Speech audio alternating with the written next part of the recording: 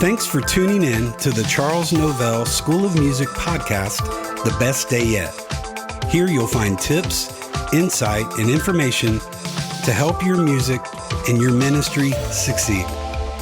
Whether you're a singer, a musician, or a songwriter, we want to help you where you are, but we also want to help you get to where you want to go. We believe that our talents are God's gift to us, but what we do with those are our gift back to God. Yesterday's information is important, but what we can learn today will make this the best day yet. Hey everybody, Rob Novell back with you for another episode of the CNS podcast, The Best Day Yet. Hope you're doing well. Hey, it's still January and we are continuing. Last week, we talked about, we started talking goals, and we talked about how goals are important in our lives and in our music. They provide direction, long-term vision, and short-term motivation. They help us get motivated. They help us get moving. Goals build self-confidence by helping us grow. We become more confident in what we do as we develop and as we grow and as we move further in our knowledge. So goals are important, and we talked about 5 ways last week to help goal setting make a difference in your life, in your music, in your ministry, and hopefully in your 2023. And today we're going to continue that. We're going to continue talking goals today. I guess, goals part 2 could be a title, but I think what we're going to talk about today is what is goal setting. And we're going to expand on this topic of goals, but we're also going to kind of fine tune on some things with this today. So, you know what? Let's just get right into this today. So I believe this way. I'm a teacher. There's a manual of teaching on the Novell family. Ephesians 4 talks about some are called to be pastors and prophets, evangelists, apostles. Teachers is on that list. And that's what we do. That's just who we are. That's who my dad was.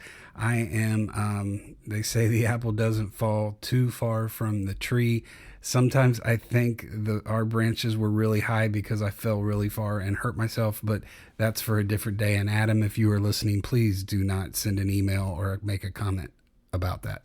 All right. So where I'm heading with that is, as a teacher, I don't think you can be a teacher unless you're truly a student. And, again, we talked last week about my dad was a bar setter, and that's followed me into my adult life, into my career, into my ministry, into my music. I like to keep setting that bar and don't like to get close to it. When we get close to it, we just raise it on up. So I'm constantly learning. I'm constantly studying, digging, looking for information to help me be the best that Rob can be. So I'm going to share some things today from a study that I had found and that I did by a gentleman named James Clear, and just a lot of insightful information that I want to share with you today. Experts define goal setting. Again, that's our title today, is goal setting. Experts define goal setting as the act of selecting a target or objective that you wish to achieve. And you know what? Fair enough. That's a good answer. That definition totally makes sense. But I think there is so much more useful ways that we can think about setting goals. And we're going to do that today. So what is goal setting? Most goal setting exercise start with an overpaid consultant standing by a whiteboard and asking something like this. What does success look like to you? In very specific terms, what do you want to achieve? I think if we stop and think about that, I think we've all been in meetings like that. I know that I've sat through some meetings where, they were just kind of small, personalized pep rallies, because I think I was just trying to be puffed up and excited. And there's nothing wrong with that. There's nothing wrong with finding motivation that way. There are great motivational speakers and coaches out there that you know what, that's their call, that's their ministry, that's what they do, and that's great. But I I don't want us to look at this as, okay, we're going to set these goals. This is no get rich quick scheme. We are just trying to open your mind to think better and bigger ways that you can set goals for your life, for your music, and for your ministry. I know for me, I'll share several things probably in this episode today. I remember when I moved to Georgia in 2005 to be on a church staff and direct a program called Master's Commission. And Master's Commission was a discipleship program for 18 to 25-year-olds. These were kids that felt a call in their life to go into ministry, but for various reasons, Bible school, college, seminary was not an option for them. So Master's Commission was a program that was built around servanthood, and it was a 3-year program. We offered training to these students. We offered college credit. They took college courses as well as the studies on the ministry side of things. But it was a servanthood program, and we brought them in. It was a 9-month program, kind of academically like an academic 9-month school year. We brought them in. They worked in all areas of ministry within the church. Servanthood. We were big in the community. We would make sandwiches and go downtown Atlanta and walk the streets and hand these sandwiches out. We just whatever ministry opportunity we could find, we were trying to expose these kids to that and just really encourage them to see how blessed they were when we would get in certain environments. So this was a worldwide, and it's still in existence today. This was a worldwide program, and there were, one time a year we would meet in Phoenix, Arizona. Master's Commission was birthed in Phoenix, Arizona at Phoenix First Assembly with Pastor Tommy Barnett. And the gentleman that started Master's Commission was named Pastor Lloyd Ziegler. And we would have a conference around the 1st of February every year. And we would go to Phoenix and we would have this conference. And I remember the first year that I went as a director, I found myself in a room. It was the choir room there at the church behind the main platform. And I walked into this room and I was in there with, let's say, 50 other directors and leaders of Master Commission programs in the States and in foreign countries. And something very profound was said to me that day. The first thing that I heard when Pastor Lloyd Ziegler walked in the room, and he looked around and made eye contact with all 50 people in that room. Here's what he said. He said, "Your Master's Commission program will only be as successful as your senior pastor's vision of it." And man, that hit me, because that's what I want to share with you today. Your ministry, your music, the call on your life is only going to be as successful as your vision of it. You know, we have all kinds of people that want to look through the windows and look through the distance and tell us how to do things and tell us this, you should do this and do that. And you know what? Maybe I'm guilty, because that's what I'm trying to do today, is tell you how to do something. I'm not telling you what to do. I'm just trying to give you tips and suggestions to help you get to where you need to be and where God needs you to be with your ministry. But it's true. Our ministries are only going to be as successful as our vision of it. If we're serious about achieving our goals, however, we should start with a much different question. I think rather than considering what kind of success do we want, again, those meetings we go in and they're like, what does success look like to you? Tell me. No, not that they're like that forceful with it, but you know what I mean? They're cheering. They are getting you excited. They are ready for you to sign on the dotted line. But I think instead of looking at what kind of success are we wanting to achieve, I think the big question is this: how much pain are you willing to go through? How much pain do you want? What sacrifices are you willing to make to set a goal for your music or your ministry and to achieve that goal. I don't want you to think I'm telling you that this is it has to be painful or that you have to go through hard times. I'm not saying that. I'm just saying this. We have to make sacrifices in the area of our music if we truly want to grow and we truly want to develop and we truly want to be the best that we can be. I traveled with a group called Perfect Heart from 91 to 95 for the best years of my life. Those guys gave me the opportunity to live my life's dream. A huge goal for me growing up, especially in this school, was Rob just wanted to get on a bus and travel the country playing music and being part of gospel music. That was a goal for me, and I achieved it. And it was through a lot of hard work that I was able to get there. But man, I would watch those guys get on the bus each week, and there were times they would come in and you could tell they were down, not saying anything. They're loading their stuff out of their car onto the bus.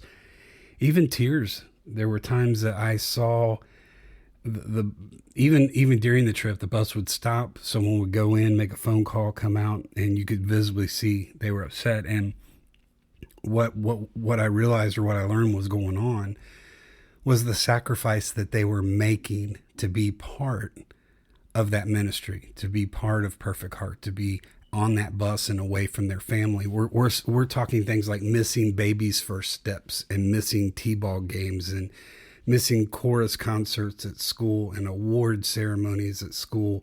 And, you know, just truly being transparent, as a guy in his early 20s, at times I was like, you know what, cue the fiddles. Come on, guys, suck it up. We got stuff to do. But as I grew and I got older and I met the love of my life and we started having a family, man, when I became a dad, it took me back to some of those moments when I would watch one of those guys get on that bus, and it prompted phone calls, and phone calls went out to all those guys that I travel with. And I had to say, you know what? I get it. I understand the sacrifice that you made. And if I didn't tell you then or show you in some way, thank you for the sacrifice that you made that enabled me to live a dream in my life, which enabled all of us to go out and minister and bless people's lives and to touch and make a difference in people's lives. So that was one thing where I'm saying on this level of pain, what are you willing to go through? Another one prior to that for me personally, grew up in the Church of God, Cleveland Church of God denomination, and they have a program called Teen Talent. I've mentioned this before. My dad won the very first National Teen Talent in 1962 in Memphis, Tennessee. And by 1984, I was eligible. I was 13 or 14 and that was my journey and began my journey, my first Teen Talent program. And during my Teen Talent years, man, I was putting in 4 hours a day of practice. That's what it took. And honestly, I never won a national, so I guess 4 hours wasn't enough. But I was putting in extra time. I was making the sacrifice of getting up early before school. If you know me in the morning are bitter enemies. So I was making that sacrifice. There were plenty of times that I had to stay away or not go out and do something with friends because of the commitment that I made to set a goal and to reach that goal. So what are you willing, what are you willing to trade in aspect of how bad do you want this? How bad are you willing to feel? How bad will the effort, the work, the practice that you put into this, the preparation, how much are you willing to let that hurt and create some pain in your life? You know, so who wouldn't want to write a number one song or share your music in front of people or hear your song on the radio? You know what? Those are things that we all want. But really the challenge, I don't think, is in determining the goal or setting the goal. If you want the result, you know, you're obviously, you've got to determine and set that goal. But if you're willing to accept the sacrifices required to achieve the goal, I think that's the bigger thing. Do you want that lifestyle that comes with your quest? Do you want the boring and ugly process that comes before the exciting and glamorous outcome? You know what? Just again, I'm going to be real and transparent with these podcasts. The goal was to get on a bus and travel and play. I'm not going to lie. Part of that was to play in front of people, and I enjoyed that and got to be on some large platforms. And that was really, really fun and cool for me. But here's the thing that we don't see.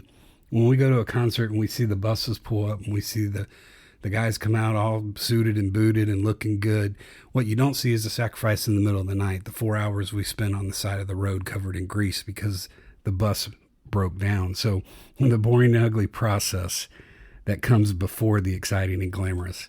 It's easy to sit around and think what we could do or what we would like to do. It's an entirely different thing to accept the trade-offs that come with our goals. Everybody wants a gold medal, but very few want to train like an Olympian. So this brings us to, we're going to have a couple insights that I want to give you today.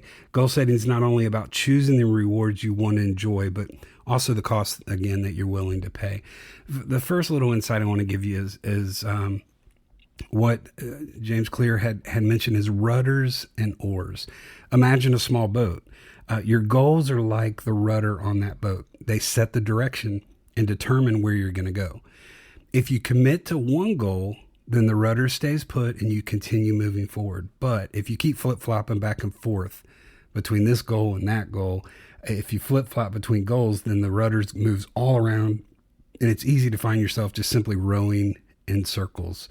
The Master's Commission program I mentioned, we would do team building at the beginning of our year. And what I would do, and they didn't know this, but I would pair up 2 people per canoe. We would go canoeing. And there was lessons in this whole week and these different events that we would do. And they didn't know at this point, but the person they were in that canoe with was their roommate. And the lesson on the backside of that outing that day was when we got to shore and we drip dried and everybody was, wore out and tired and we're loading up in the van. I let them know that their partner that they rode with all day is who they were going to be living with and sharing a room with all year long. And the objective was to get them to figure out how to coexist together, how to move that canoe forward. And there were so many times that I would look back, and there was this one trip, there was a canoe, it just bounced from bank to bank to bank to bank. And I'm sitting there in my canoe going, you know what, maybe I paired the wrong 2 right there. But flip-flopping back and forth with your goals is going to have that boat just kind of rowing in circles. However, there's another part of the boat that's even more important than the rudder, and that's the oars. If the rudder is your goal, then the oars are your process for achieving it. While the rudder determines your direction, it's the oars that determine your progress. So that metaphor of the rudder and the oars helps clarify the difference between goals and systems. So systems is kind of the new word we're putting into this today. It's an important distinction that shows up everywhere in our life, this goals and system. If you're a coach, your goal is to win a championship. Your system is what your team does at practice each day. If you're a writer, your goal is to write a book. Your system is the writing schedule that you follow each week. If you're a runner, your goal is to run a marathon. Your system is your training schedule for the month. If you're an entrepreneur, your goal is to build $1 million business. Your system is your sales and your marketing process. So we have to have a system to go along with our goals. Goals are useful for setting the direction. So our goals can be the rudder, but systems are great for actually making the progress. Our systems become our oars.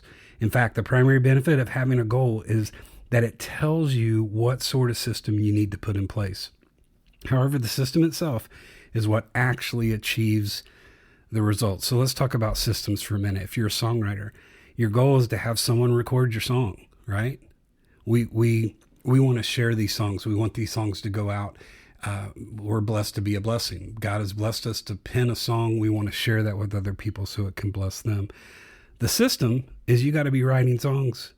You can't just expect that goal just someone's magically going to pick up the phone and call you and say, hey, I want to record your song. Now that can happen, but you have to have a system in place. You have to be writing songs. You have to be putting the work in.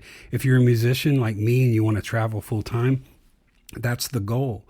The system is the work you're putting in, the extra hours, the getting up early, the doing, the rolling your sleeves up, as my dad would say. And he would say, Robbie, nothing comes for free. You got to roll your sleeves up and earn it. Ministry, if your goal for your ministry is to share the gospel in front of more people this year, then your system is the preparation that's required to get you to that ability to reach that goal of singing in front of more people. So this brings us to our second key insight today. Goals determine our direction. Systems determine our progress.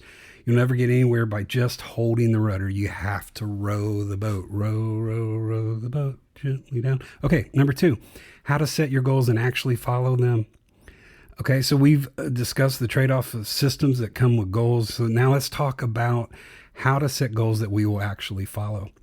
3 basic strategies that we can do when we are goal setting. Number 1, ruthlessly eliminate your goals. What do I mean by that? Psychologists have a concept that refers to it as goal competition. Goal competition says that one of the greatest barriers to achieving your goal is the other goals that you have. In other words, your goals are competing one with the other for your time and attention. Whenever you choose a new goal, you have to pull focus from the other and your energy from the other that you're trying to pursue. So I am a multitasker.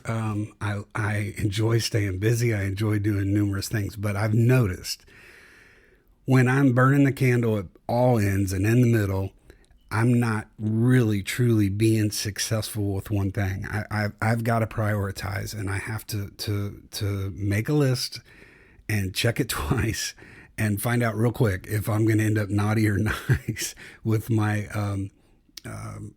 achievement of those things. I found myself in a job situation once where I had been placed over so many things. I was spinning so many plates that the best I could do was them, and any of them, 17 things, any of them, the best that I could do was good. I was so multitasking that I wasn't able to focus on doing anything great. So we've got to kind of narrow in and focus on these goals. Sometimes you just need to reorganize your priorities a little bit, and then suddenly progress comes much more quickly because you're now fully committed to a goal that was only getting moderate attention previously. Like I said a while ago, I couldn't focus on doing one thing great because I was focused on doing so many things just good. Typically, when we fail to reach our goals, we think something was wrong with our goal or our approach. Experts tell us you need to think bigger, right? How many times have you heard that? Think bigger, go bigger or go home. Pick a dream that is so big it will motivate you every day. Or we tell ourselves, if only I had more hours in a day. Man, Rob has said that over and over and over. I don't think there's anything wrong with dreaming big. In fact, one of my favorite scriptures in the Bible, and I love it the way it's worded in the Message translation. It says, Isaiah 46:5. It says, to whom will you compare me, the incomparable? Can you picture me without reducing me? Man, we serve a big God. So I think we're supposed to dream big. I think we are supposed to put those big dreams out there. But these excuses cloud the bigger issue. What often looks like a problem of goal setting is actually a problem of goal selection. What we really need to do is not bigger goals, but better focus. I don't think it's a matter of if we fail at something, we didn't dream big enough. I don't think we focused hard enough. You need to choose one thing and ruthlessly eliminate everything else. That's what we're trying to say here. Prioritize your goals. You don't need more time. You just need to decide, what is it that you want to be pursuing? What is it here in January that you truly want to go after to help this be the best year ever for your life, your music, and your ministries? Our lives are like, I love this in this study here. It said our lives are like rose bushes. As a rose bush grows, it creates more buds than it can sustain. If you talk to an expert gardener, they will tell you that rose bushes need to be pruned to bring out the best in both their appearance and their performance. In other words, if you want a rose bush to thrive, then you need to cut away some of the good buds so the great ones can fully blossom. Man, that'll preach right there. In fact, it talks about in John about that pruning back process. And it's so true with the rose bushes. You know, here's the thing, and wasn't planning on saying this, but you know what? If you're feeling discouraged because you feel like, you know what, Rob, I'm listening to this and I do want this to be, but I feel like nothing's going right. I feel like I'm starting completely over. Well, the good news is this.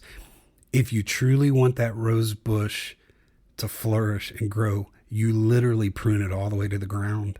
It looks like you have destroyed it. But then that's when the real beauty comes. So just be encouraged with that today. If you're in that position, man, you've not had everything taken away or cut back. It's just maybe God is doing a pruning in your life so you can truly, truly flourish. Our goals are similar to that. They need to be constantly pruned and trimmed down. It's natural for new goals to come into our lives and to get excited about new opportunities. I know sometimes when I'm focusing on doing one thing, other doors seem to open and man, they start to take my mind and my attention, and I get excited about that. That's the human nature in us. You know what? God gave us all of our emotions. So that tells me I'm supposed to use all of my emotions. Man, there's days I'm going to be excited. There's days I'm not going to be excited. There's days that I'm going to want to,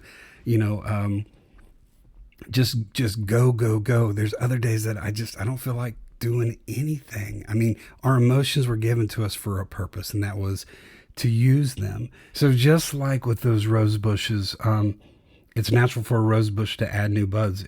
If we can muster the courage to prune away a few of our goals, separate a few things, then we create the space that we need for the remaining goals to fully blossom. So full growth and optimal living require pruning. For us to truly move forward, sometimes we've got to be pruned back a bit. So as I was doing the study, there were several articles that this writer had attached to it, and I want to just literally read this as we kind of wind this down today. I want to read this one of these 5 just really spoke to me, and here's what it said. With over $50 billion to his name, Warren Buffett is consistently ranked among the wealthiest people in the world. Out of all the investors in the 20th century, Buffett was the most successful. Given his success, it stands to reason that Buffett has an excellent understanding of how to spend his time each day. From a monetary perspective, you could say that he managed his time better than anyone else. And that's why this story that we're going to talk about here, which was shared directly from one of Buffett's employees, is, I think, why it grabbed my attention, why it's so important today. So let's look at the simple 3-step. There was a simple 3-step productivity strategy that Warren Buffett used with his employees to determine their priorities and their actions. So this is the story of Mike Flint. Mike Flint was Buffett's personal airplane pilot for 10 years. Flint also had flown 4 U.S. presidents. So I think we can safely say he was good at his job. According to Flint, he was talking about his career priorities with Buffett one day when his boss asked the pilot to go through a 3-step exercise.